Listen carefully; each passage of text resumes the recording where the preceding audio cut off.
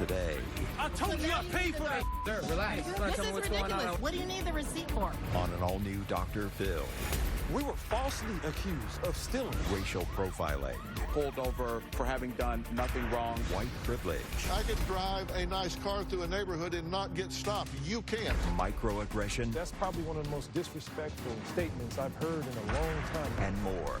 All white people are now being portrayed as racist. It's not fair. I am certainly not going to apologize because some other bad white person did something to somebody. I'm not going to let the black community demonize my race. I think it's a matter of being open to just say, is there something I can learn? Today's going to be a changing day in your life. You've never had anybody working harder to bring you to the threshold of change than right now.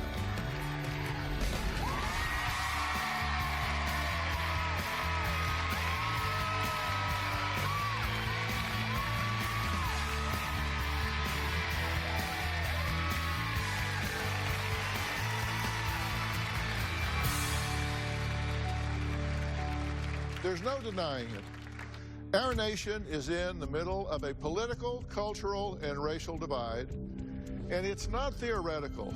You can feel this. It's palpable. What do we want? Justice! What do we want it now? Protesters have taken to the streets across America, outraged over the death of George Floyd in police custody. From Minneapolis to Dallas and San Francisco to Atlanta, we've seen demands for justice and equality. Our news is in Atlanta, Georgia, as racial tensions rise in the U.S. The latest CBS poll shows that racial tensions in the past year have increased. Treasurer Michael Ferg said President Donald Trump's rhetoric has magnified racial tensions across the country. Being black in America should not be a death sentence. When you hear someone calling for help, you are supposed to help.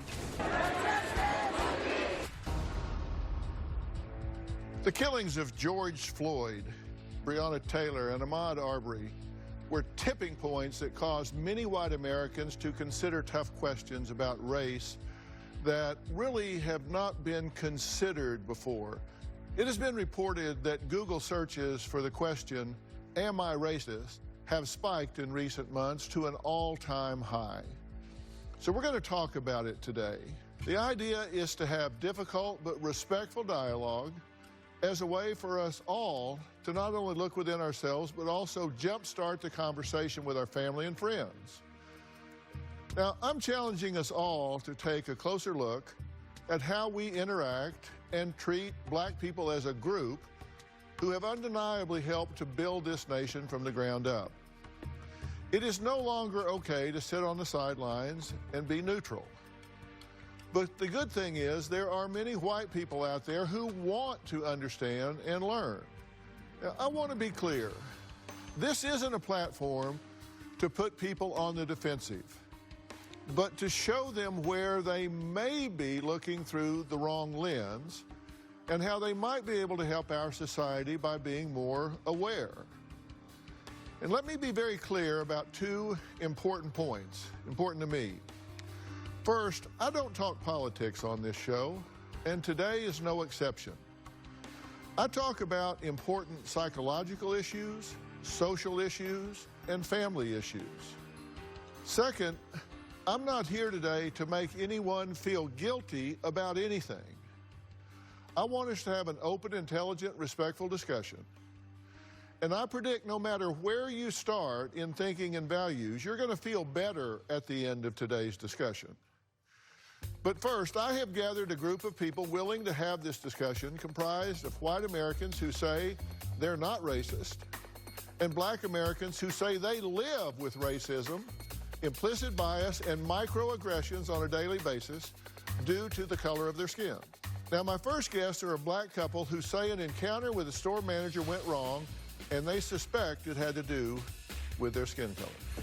I told her I paid for that.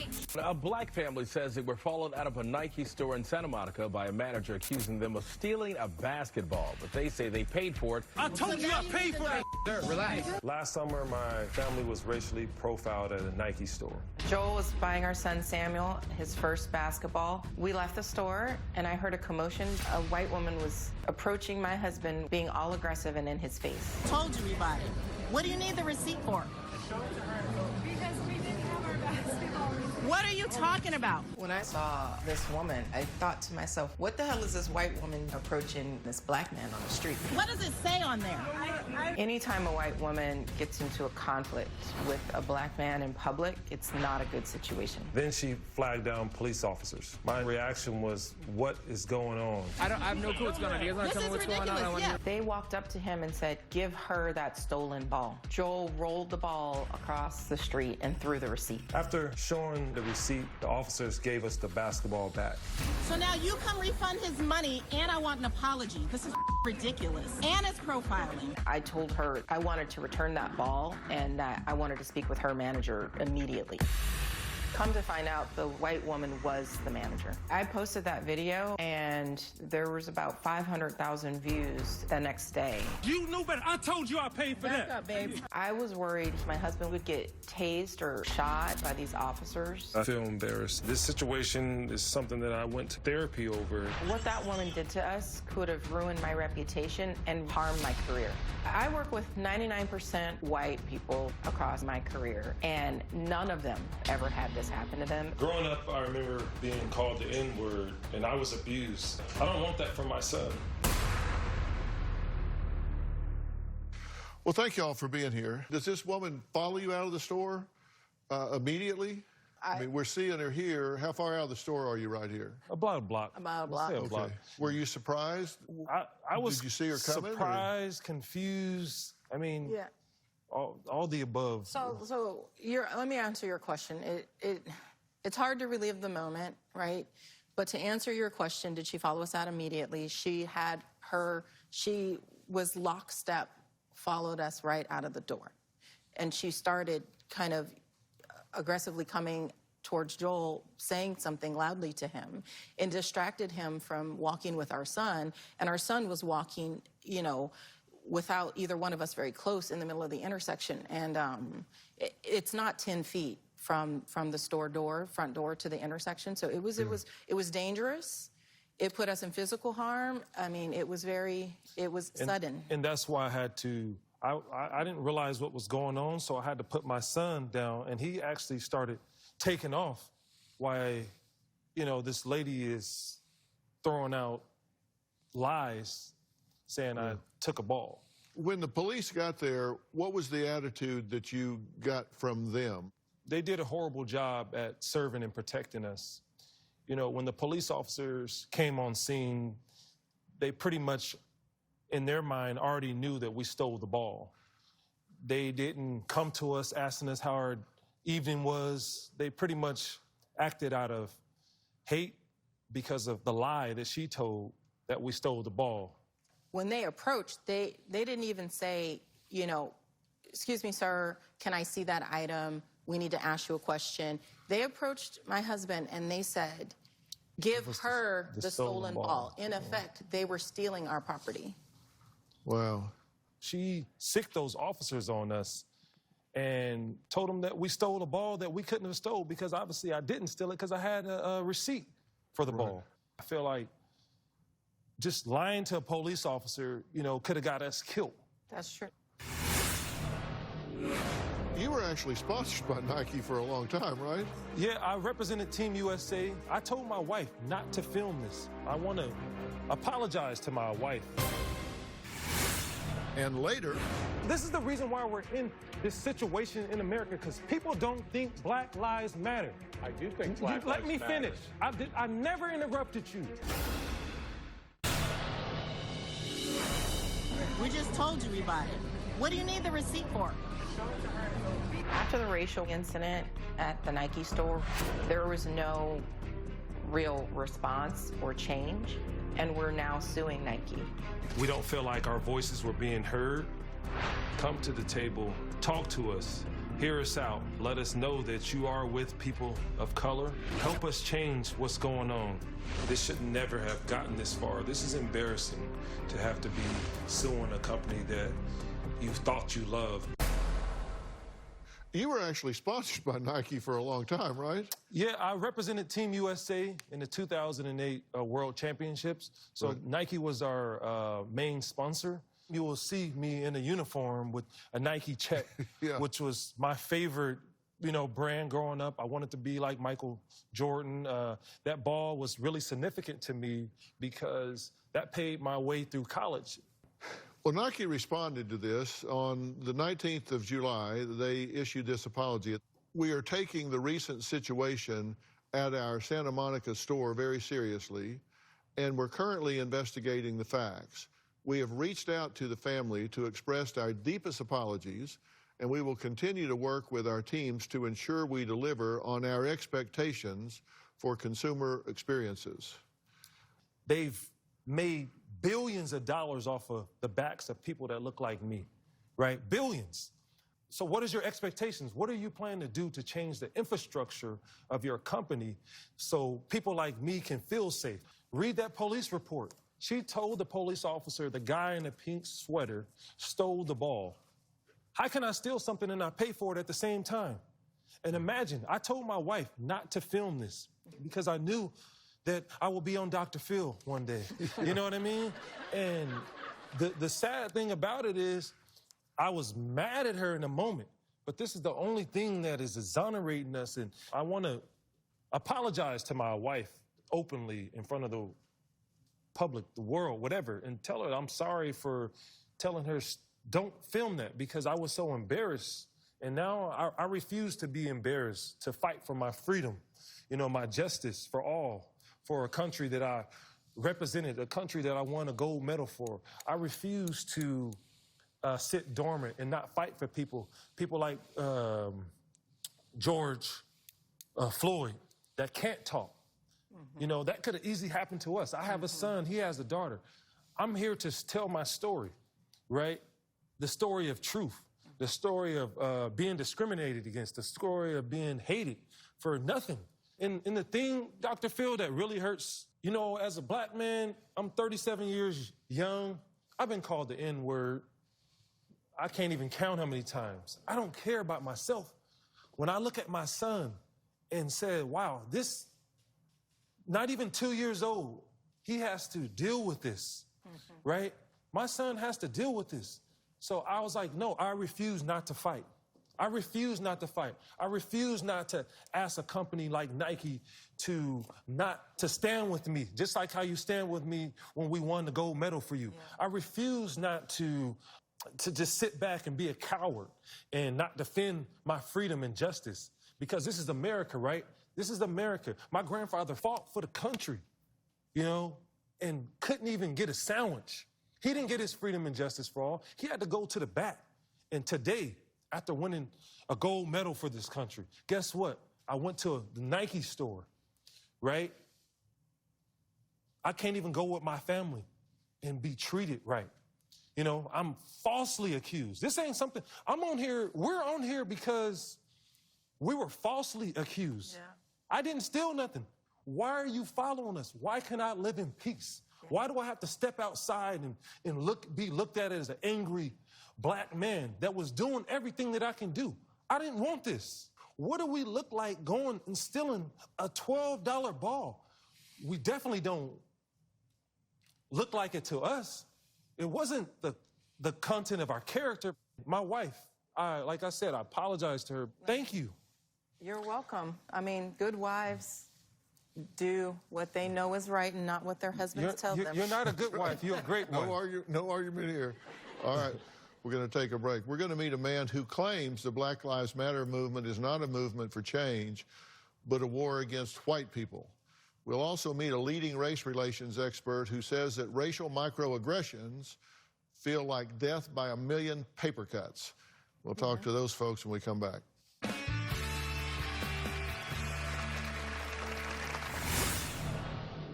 My problem with Black Lives Matter is they are a terrorist hate group. Black Lives Matter is not a group. It is a movement.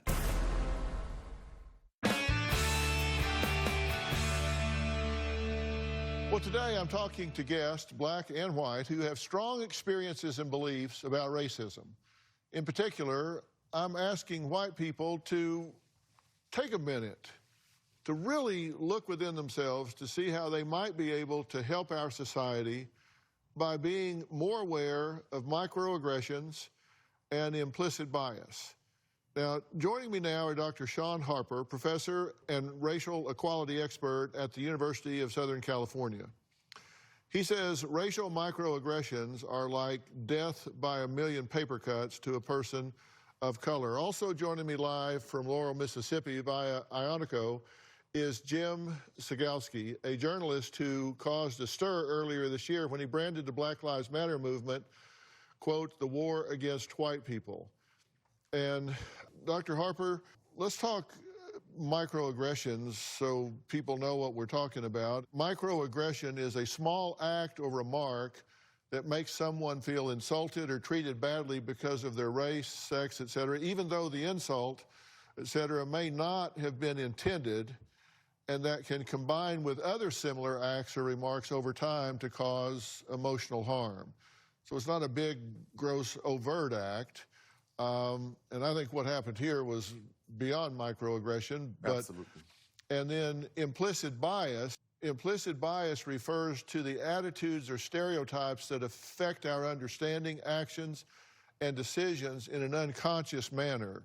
So it's not something that people consciously select, but it's there. It's preconscious or unconscious, and it's a filter they look through. Fair? Absolutely. Both of those are accurate. One of the things that most people misunderstand about microaggressions, they think of them as just being so tiny. Why are you so offended by such a little thing? You got to get a thicker skin, many people will say, right? But what they don't understand is that it is the everydayness of racial microaggressions. If you get a paper cut, yeah, it stings, it's annoying, but just imagine all day long getting one paper cut after another. Eventually, you may bleed. Eventually, the wound may become infected.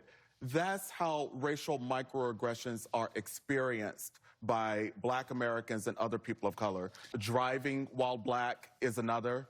And the constant threat of being pulled over by a police officer for having done nothing wrong. Yeah.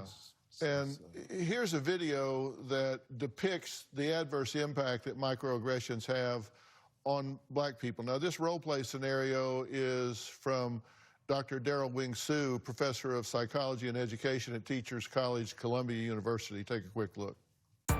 Microaggressions occur because they are outside the level of conscious awareness of the perpetrator. Microaggressions can also be delivered non-verbally through unconscious behaviors or gestures. In this scene, Jenny has finished a late night at the office and awaits the elevator. As the door opens, she takes one step forward, sees a Black male rider, hesitates, and immediately clutches her purse and places her hand over her necklace. The hidden communication is that African Americans are prone to crime, will break the law, are up to no good, and will steal. Example, right? A firsthand lived example that I've had way too many times in my life. Yeah. Now, Jim is joining us. You think that Black Lives Matter is a different sort of thing than it's being characterized by in most of the media. Can I first start by saying I know racism exists. It's not like I'm trying to deny racism, but racism is a human trait. It is not a white person trait. My problem with Black Lives Matter is they are a terrorist hate group who actually has advocated for the murder of police officers. That's my problem with Black Lives Matter. Now, if somebody wants to protect Black lives, that's one thing, but that group is actually a terrorist hate group, and they overtly have come out and said that they are for the murder of police officers. They've chanted it. Mm-hmm. Doctor? Black Lives Matter is not a group. It is a movement. It is a movement to help the world understand the effects of systemic and structural racism on black people, not just in 2020, not just in the 2000s, but really for centuries here in America. Black Lives Matter is not just the extremist examples.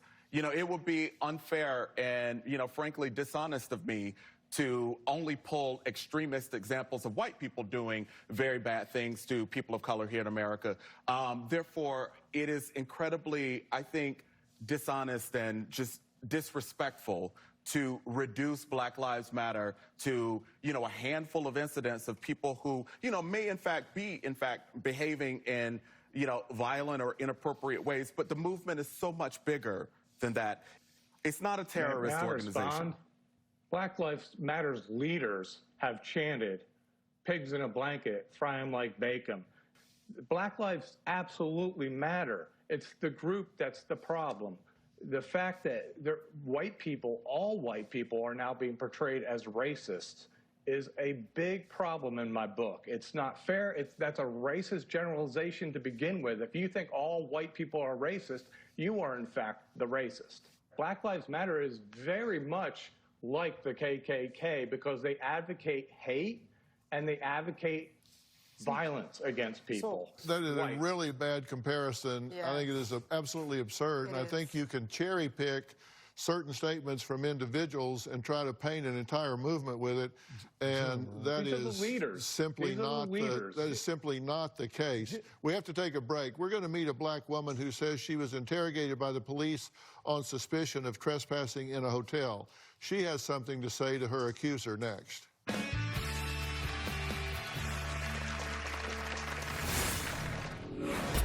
I don't have to tell you. I have a key to get it, and I don't have to tell you who my man. We were the only black family at the pool.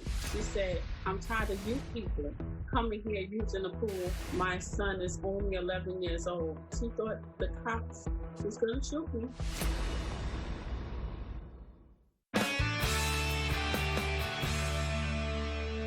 We're talking today about racism and the pernicious, subtle ways it can be expressed, resulting in a black person feeling alienated, targeted, and inferior. Now, my next guest says her experience with a microaggression left her furious and really her children terrified. I have a room here, and I told her that. What's the room? So she called you, officer, and she called you here. So y'all both here harassing me. A situation involving a hotel employee, 2 Williamston police officers, and a hotel guest. The day that this happened, me and my 2 kids, I went to the pool at the Hampton Inn. While my kids were in the pool, I stepped away to make an important phone call. I saw a lady, and I said, hello. And then I asked her, was everything okay? I don't have to tell you. I have a key to get it. Why do you need to know who my man? We were the only black family at the pool. 2 white people sitting over there, she said nothing to them. She said, I'm tired of you people coming here using the pool and it's not authorized. I said, because I know you're not talking about black people. She said, well, you people keep coming here and you're not a guest at this hotel. She didn't identify herself as an employee. My room, where's my proof? This is my proof, okay? This is my proof. So why do I have to tell you what room I'm in? I showed them the key and I said, here's my key. And I could prove that it worked. I decided to turn on my phone to film me and the police because I felt like I was in danger. They run her license plate. You can do whatever you want. And they're running my license plate. I'm here on business with my kids in the pool. At that moment, I was in shock. I was like, is this really happening? I felt like I was being interrogated by the police. My son is only 11 years old. She thought the cops was going to shoot me. What makes her think that I couldn't afford to be at that hotel? What I want white people to know is to look at us as equal. I'm adding to the conversation Anita, joining from North Carolina via Ionico, and my good friend, her attorney, Benjamin Crump, a well-known civil rights lawyer and author of best-selling book, Open Season, Legalized Genocide of Colored People. Welcome to both of you. Nita, good to meet you. Ben, how you doing? Nice to meet you. Hanging in there, Dr. Phil. Thank you for having this important conversation for America. Anita, I'm glad you turned your phone on at the pool. What was your first thought when you were approached? And I didn't even know she was an employee of the Hampton Inn Hotel. The police were called, so they started demanding identification. They ran your license plate. How did this ultimately end? We don't see that in the video. With me telling my son and daughter to come out the pool, and we was just going to go back to our room. And were you followed going to your room? Yes, she followed me to the elevator. In the video, you can hear her threatening that the manager was going to come to the room, and she was saying a whole bunch of stuff. At that point, I tuned her out because I was just thinking about my kids, that they had to experience this. And my son, he had his head, his chin all the way in his chest, his head down. He wouldn't pick his head up at all. So I just looked at my son. I was like, oh, he's terrified. Ben, what do you make of this? Dr. Phil, I think far too often you see these microaggressions, as your panelists have articulated, that they lead to action. We see on a larger level, this implicit bias leads to policies and then municipal ordinance. They lead to federal regulations, and then they lead to things where you see a justification of unjustifiable acts like Eric Garner being choked, saying, "I can't breathe" in New York, or George Floyd having a knee on his neck for 8 minutes and 46 seconds. But you have laws that would say, well, they were following policies and procedures, and so they argue that that was justified.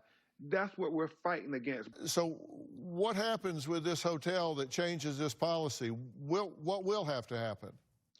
Well, it's quite obvious. If you don't respect black women, if you don't expect black business and our black families, then the Hilton should not expect our black dollars. Because if you're going to discriminate against us, then we have to, as a community, say that we won't tolerate that kind of activity. Anita's son thought the police were going to kill his mother because they were prejudged by an employee who needed better training from the corporation. Here's an excerpt from a statement of apology from Hampton by Hilton. It says, "We have apologized directly to the guest and her family for the experience and will work with them and the hotel to make this right. We remain in contact with the hotel's ownership about follow-up actions and to ensure that in the future, their employees reflect the best values of our brand and are welcoming for all." I don't know who the Hampton apologized to, but it wasn't me. I don't know what they wrote in that statement. That was really nice to write, but they didn't apologize to my children. Anita, how are they going to make it right for our children? But let me say this. The system is working well for them, so they don't feel like they need to fix it. So that's why we have Black Lives Matter. To compare it to the KKK, that's probably one of the most disrespectful and unhuman statements I've heard in a long time, and I've only been living on this earth for 37 years. It's disrespectful to actually call for the murder of police finish. officers. Did I interrupt you, sir? Sir, let me finish. See, this is part of the reason. You're very disrespectful. You don't ever, when someone else is talking, you need to listen. And this is the reason why we're in this situation in America, because people don't think Black Lives Matter. I do think Black Let Lives me matter. finish. I never interrupted you. Don't do that. Go ahead, finish. Don't do it. Stop. The KKK has rippled the black community for years and years and years. Centuries. And this man has the audacity to say something like that. That shows me your ignorance. My next guest says they feel strongly about the question, are all white people racist? They'll reveal why when they join us next.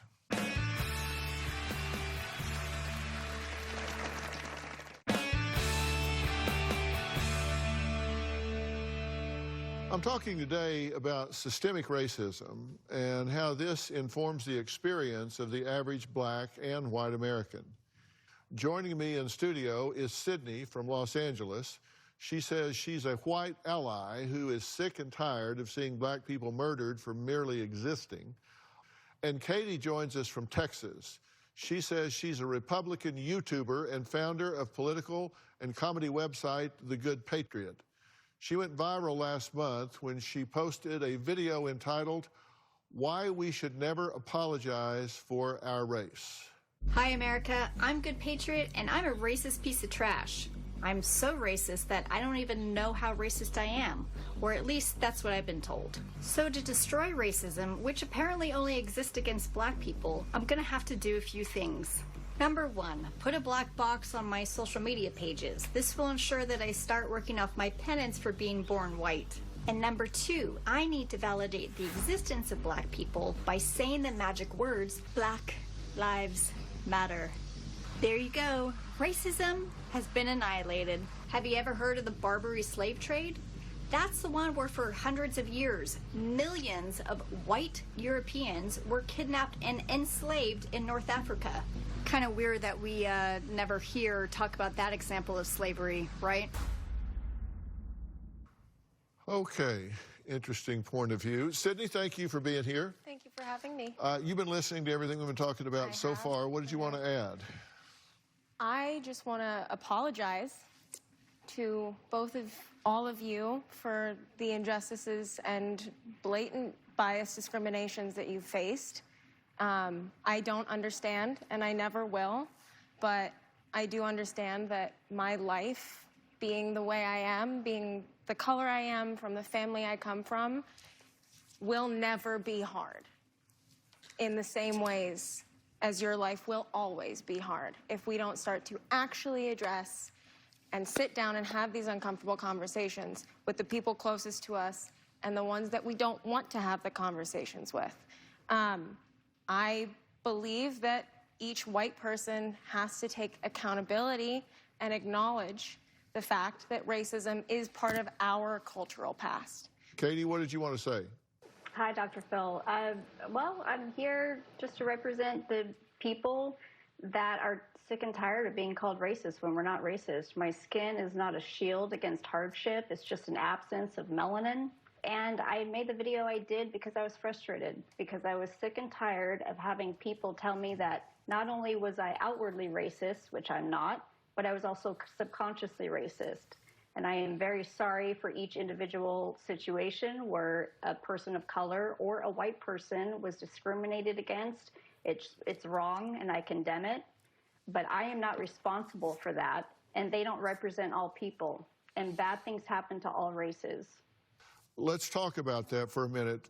White families control 90% of the wealth in America, blacks 2.6%. White families earn $100, black families earn $57.30. Black unemployment rate is double that of whites. Black college grads are 2 times as likely to be unemployed. Job applicants with white-sounding names are called back 50% more than those with black-sounding names. Black drivers are 30% more likely to be pulled over. Blacks infected with COVID-19, 3 times more likely than whites. The #1 predictor of graduation is if a child is reading on grade level in the 3rd grade. If not, they're 4 times less likely to graduate. If it's low income, they're 6 times less likely, and that is overpopulated, overrepresented in the black community. 18% of preschoolers are black, but 50% of the suspensions are black. Black students are 3 times more likely to be suspended, even with similar infractions, as their white classmates. 13% of the U.S. population is black, but 40% of the prison population is black. And black home ownership is 42%. For whites, it is 72%. It's hard to say there's not a systemic issue in America. I can go to the store and not get followed. I can drive a nice car through a neighborhood and not get stopped. You can't.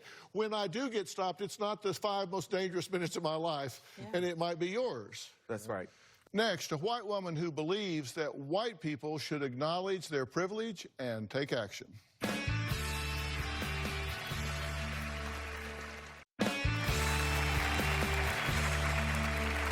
3 years ago on this stage, I conducted an experiment with a group of people from various walks of life to see how marginalized groups fared in life compared to white Americans. If you have ever tried to change your speech or mannerisms to gain credibility, if you can go anywhere in the country and easily find the kinds of hair products you need that match your skin color, if you would never think twice about calling the police when trouble occurs, take one step forward. If you have ever been the only person of your race, gender, in a classroom or workplace setting, if you have ever felt like there was not adequate or accurate representation of your racial group, looking at the people behind you, it just makes you think about why people don't get the opportunities that I do. if you were ever uncomfortable about a joke you overheard related to your race, ethnicity, gender, take one step back. I'm very aware of my white privilege, but it really showed through when I looked behind me, and most of the people in the very back were people of color. It felt like those who were in the front were more comfortable. There was one female behind me. It felt like being a woman possibly come on with an extra challenge. I was in the back. I'm not ever in the back of anything that I do. It's a very sensitive topic. You don't want to offend anyone, but it's true. There are racial and social disparities in America, and these issues need to be talked about. Interesting experiment. Also joining us via Ionico is Hannah, who believes that white people should acknowledge their privilege. Hannah, what would you like to add to this conversation? I just want to say I'm really sorry for what happened to you guys, because that's a terrible thing. And that those statistics you just showed, right? Like, they paint a very clear, factual picture of the world we live in. And there's basically, two ways you can deal with it. There's one explanation, which you started to hear Katie say a little bit of, right? Which is that, like, all of these problems have some root that is in the black community, right? There's a lot of different versions of it, but they all boil down to there's something wrong with black people. That doesn't make any sense to me. People are people. We're good. We're bad. And the reality is, when you have a system that is where there's that much disparity, the problem is in the system, and it's in all of us, and especially in white people. But certainly, we are all part of the system. I'm sorry that some white people are jerks, and I'm sorry that some black people are jerks. Every race has bad apples in there. But I am certainly not going to apologize because some other bad white person did something to somebody. And I'm not going to let the black community or Black Lives Matter and anyone else demonize my race. I'm not racist, and my life shows that. Yeah, and I think it's a matter of being open to just say, is there something I can learn? There are common excuses to deny racism. The most common are, I have a black friend, I voted for Barack Obama, I don't have a racist bone in my body, I'm not a racist because I'm 2% black, I don't see race, I don't have white privilege because I'm poor, not all white people are racist. Meta-communications are outside the conscious awareness, but they're buried in our interactions, and we need to be thoughtful about that. And the only way to combat that is through conscious vigilance. You got to have a diversity of experience. Find out what you don't know. Get outside your circle. Have a diversity of friends, and have a non-defensive attitude, an open discussion, and be an active ally, which Sydney has been such a great example of.